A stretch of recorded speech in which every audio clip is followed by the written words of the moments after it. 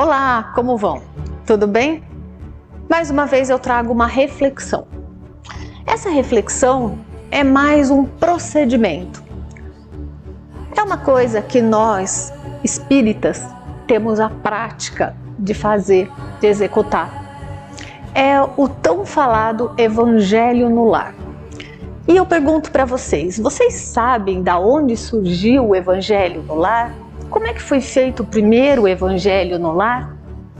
O Evangelho no Lar, ele está escrito lá no livro Jesus no Lar, de Chico Xavier, pelo espírito Neio Lúcio. E lá Jesus faz o primeiro Evangelho no Lar na casa de Pedro. Jesus reúne Pedro, os apóstolos que estão com ele e os familiares. E Jesus começa a falar, a narrar, a questionar Pedro.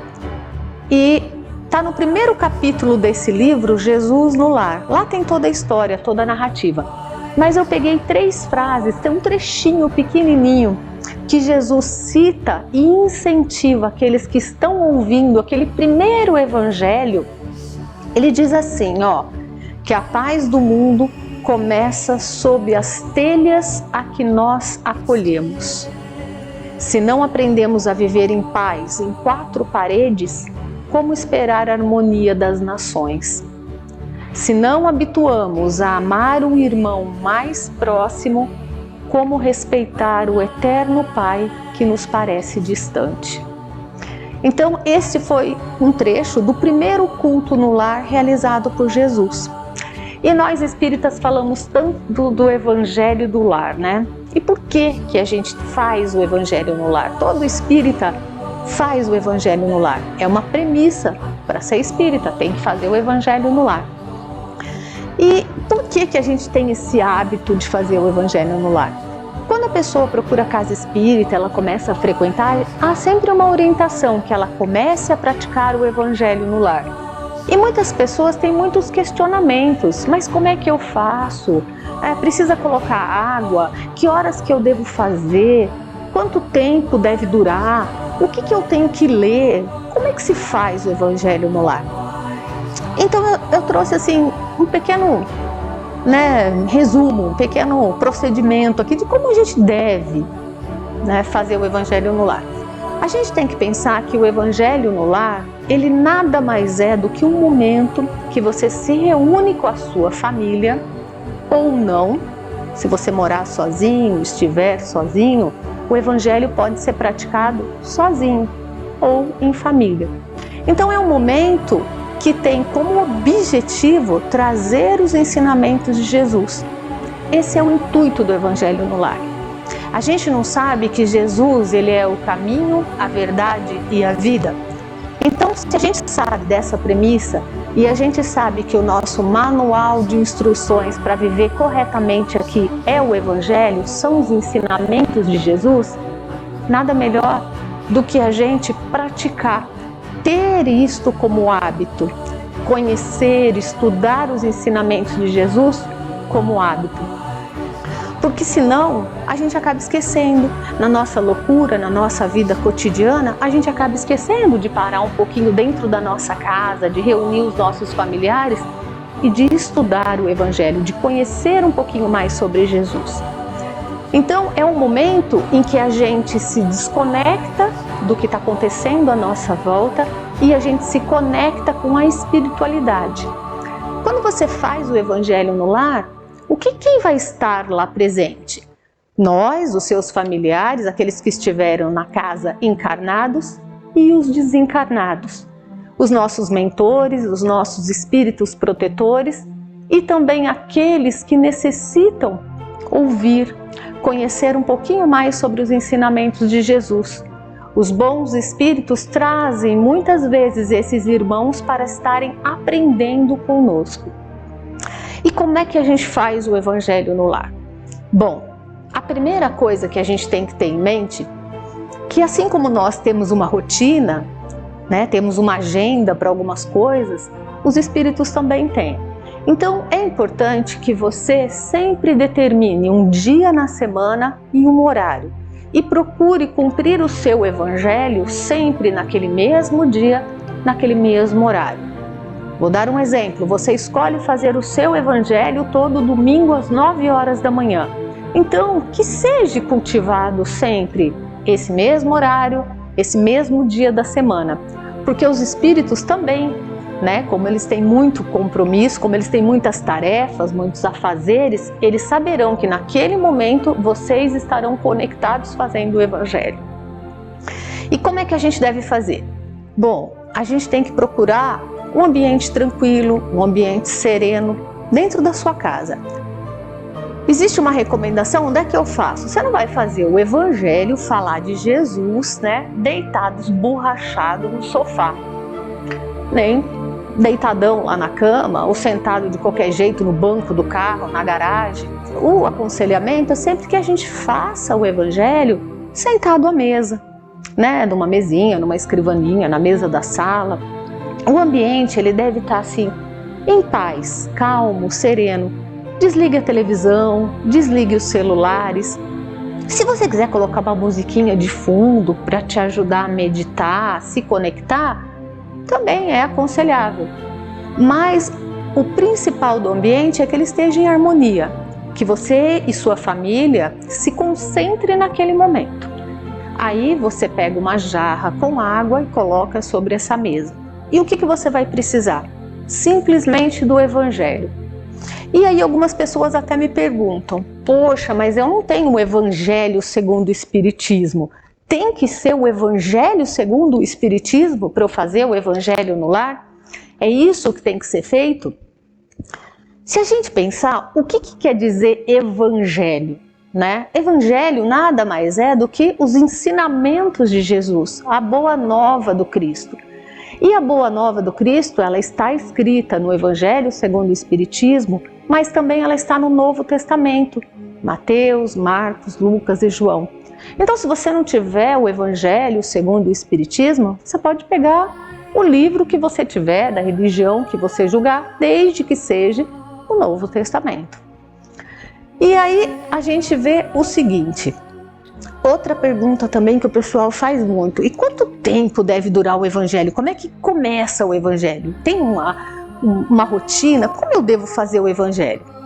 Então você coloca uma jarra de água, reúne os seus familiares, peça que todos se concentrem, deixe de se preocupar com o celular, com a campainha, com o cachorro, se concentrem naquele momento. Faça uma prece inicial, uma prece pedindo auxílio, pedindo que os seus mentores estejam ali para ajudá-los na compreensão do que será lido. Depois desse momento, vocês abrem o Evangelho ou outro livro que contenha, né, os ensinamentos de Jesus e leiam um trecho aleatoriamente. E as pessoas também perguntam, a gente deve ler aleatório ou a gente deve ler uma folha por vez? Por toda semana eu faço o evangelho, eu devo ler uma folha toda vez, uma sequência. Olha, muitas vezes quando a gente lê de maneira aleatória, os espíritos acabam influenciando porque sempre vem aquela mensagem que a gente está precisando. A minha sugestão para vocês é que abra aleatório o evangelho e leia um pequeno trecho. Uma coisa muito importante, sempre sozinho ou acompanhado, que você leia em voz alta. Mas Patrícia, se eu estiver sozinha, eu vou parecer um louco ali no meio da sala, no meio da casa, lendo em voz alta. Pode até parecer, mas você não vai estar sozinho. Primeiro que quando a gente faz o evangelho, a gente não está sozinho. Existe todo o plano espiritual, existe todo um apoio com a gente. E muitos espíritos, no momento que nós estamos fazendo o evangelho, espíritos que necessitam, estão ali para ouvir, para acompanhar. Muitos deles acabaram de chegar, então necessitam. Então quando a gente faz em voz alta, a gente também está auxiliando o plano espiritual. Então faça o evangelho em voz alta. Depois que você fez o evangelho, lê um trecho lá, comente o evangelho. Ou com a sua família, peça o que eles acharam, o que eles entenderam. E sozinho você fala também o que você entendeu daquela passagem. Sucinto, simples. Qual a mensagem que você tirou daquele momento, daquele evangelho? Se dentro da sua casa tiver pessoas que não são espíritas que são de outra religião e que ofereçam uma resistência, diga, não quero fazer isso, é coisa de espírita. A gente nunca deve forçar ninguém a fazer o evangelho. A gente apenas convida. Você não precisa falar, vamos fazer o evangelho segundo o espiritismo. Não, vamos ler uma mensagem sobre a vida de Jesus. Vamos aprender um pouquinho mais sobre os ensinamentos de Jesus. Convide a pessoa para participar, mas não force. Mas eu tenho 2 filhos adolescentes e meus filhos são terríveis. Eles não querem saber de evangelho. Eles não deixam o celular por nada. Bom, como nós sabemos que os pais têm uma responsabilidade muito grande na educação dos filhos, é muito conveniente que você os convide. Peça para que eles deixem o celular 5, 10 minutos e escute as palavras de Jesus. É importante, é um hábito que começa a ser cultivado. E aí outra pergunta também que o pessoal sempre fala: e quanto tempo a gente deve fazer o evangelho? Quanto tempo ali a gente tem que ficar ali naquela conexão? Olha, não existe um tempo determinado. Pode ser que aquele trecho do evangelho que você leu flua, todo mundo queira comentar. E pode ser que não, só você faça o comentário e todo mundo ouve quieto. Então não existe um tempo determinado. Ninguém vai ficar falando 1 hora e também ninguém vai fazer o evangelho em 1 minuto. Outra coisa muito importante também, que a gente deve, praticar, ficar muito atento quando a gente faz o evangelho, é não acabar de ler o evangelho e na hora dos comentários você olhar para o seu marido, para o seu filho, para a sua sogra e falar: viu? Essa foi para você. Não nos cabe julgamento algum. Se caiu uma mensagem que cabe a alguém ali naquele momento, ou até para você mesmo, não cabe julgamento. O evangelho, a ideia do evangelho é exatamente essa: nos levar à reflexão, usarmos os ensinamentos do Cristo para o nosso aprendizado, para a nossa modificação. Então, depois que você fez a prece inicial, leu o evangelho, fez os comentários, você pode fazer uma prece de encerramento. Você não precisa fazer tudo também. Você pode pedir para alguém fazer uma prece de encerramento. E também não julgue a prece que o seu companheiro, com a pessoa da sua casa, faça. Deixa ele comentar, fazer o encerramento da maneira que ele quiser. O importante é a gente cultivar esse hábito, é a conexão. E o que acontece com a gente quando a gente está fazendo o evangelho? Por que a gente deve fazer o evangelho dentro da nossa casa? O evangelho, ele traz uma proteção espiritual. Muitos irmãos inferiores, ainda ignorantes, que não têm o conhecimento dos ensinamentos de Jesus, muitas vezes adentram a nossa casa para nos perturbar, para promover a desordem. E quando você faz o evangelho, a vibração da sua casa melhora. A vibração das pessoas que estão dentro da casa melhora. E esses irmãos não conseguem adentrar aquele ambiente que está numa vibração de harmonia perfeita. Então o evangelho é tão poderoso assim? Ele é muito poderoso. E Emmanuel, lá no livro Os Mensageiros, ele fala do evangelho. E ele diz assim: toda vez que se ora num lar, prepara-se a melhoria do ambiente doméstico. Cada prece do coração constitui a emissão eletromagnética de relativo poder. Por isso mesmo, o culto familiar do Evangelho não é só um curso de iluminação interior, mas também um processo avançado de defesa exterior pelas claridades espirituais que se acende em torno. O que o Emmanuel está falando para a gente? Que se naquele momento do Evangelho todo mundo estiver conectado em Jesus, tiver com aquele pensamento de amor, de bondade, de humildade, aceitando as palavras que são colocadas, e os nossos benfeitores ali do nosso lado, cria-se um campo energético, uma proteção para a nossa casa, que vai impedir que aqueles irmãos que querem, de certa forma, desarmonizar o ambiente, não vão conseguir penetrar. Então o Evangelho ele é extremamente importante como uma proteção para nós e para o nosso ambiente familiar. Aí depois que a gente fez o evangelho, fizemos a explicação certinho, fazemos a prece inicial, terminou. E aí entra a água. É costumeiro se servir um pouquinho da água para cada membro da família. Se você estiver sozinho, só você toma a água e bonitinho. Tomou água, acabou o evangelho. Então, eu trouxe essa reflexão do evangelho porque já que a gente está em épocas que a gente não está mais frequentando a casa espírita, vindo até aqui, e muitas vezes no nosso dia a dia, no nosso cotidiano, como algumas pessoas estão ficando mais dentro de casa, né? Às vezes a gente está ali convivendo com um familiar que não tem um bom relacionamento.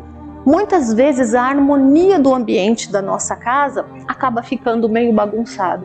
Então o evangelho no lar, ele vem, né, como um bálsamo, ele vem como uma coisa assim reparadora. E aí você pode me perguntar também, quantas vezes a gente deve fazer o evangelho no lar? Olha, eu conheço pessoas que fazem o evangelho no lar todos os dias. Eles têm uma rotina. Eu, particularmente, na minha casa, nós fazemos o evangelho no lar uma vez por semana. Agora, quando o ambiente está muito desarmonizado, a gente procura fazer o evangelho no lar. Ah, Patrícia, mas está fora do dia, fora do horário. Sim, mas quando há uma desarmonia, a gente pode fazer. A gente não reza a qualquer momento, a gente não faz uma prece, uma oração a qualquer momento. Então a gente pode fazer o evangelho no lar. E para a gente fechar, né, como uma reflexão, a gente tem que ler, entender e, acima de tudo, praticar. Porque não adianta a gente ler os ensinamentos de Jesus, ver as passagens bíblicas, as passagens, né, dos milagres, as coisas que ele realizou, as reflexões que ele trouxe e nós não colocarmos em prática. Não adianta nada. Aí você abre o evangelho lá e escuta falar do perdão. Ai, que lindo! Olha, a lição de hoje foi sobre o perdão. A gente tem que perdoar todo mundo, todos os nossos inimigos. Fecha o evangelho, no outro dia você vai trabalhar e aí você não perdoa ninguém. E a sua prática do evangelho?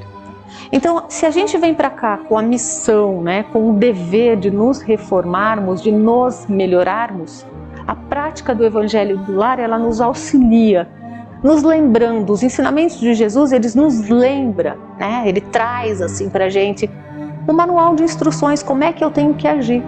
Então, que fique em nossos corações, em nossa consciência, sempre a reflexão de ler, entender e praticar. Então, meus irmãos, eu espero que a gente possa ser bem mais perseverante no nosso evangelho no lar e que a gente possa, em qualquer momento da nossa vida, elevar o nosso pensamento e nos conectarmos a Jesus. Obrigada.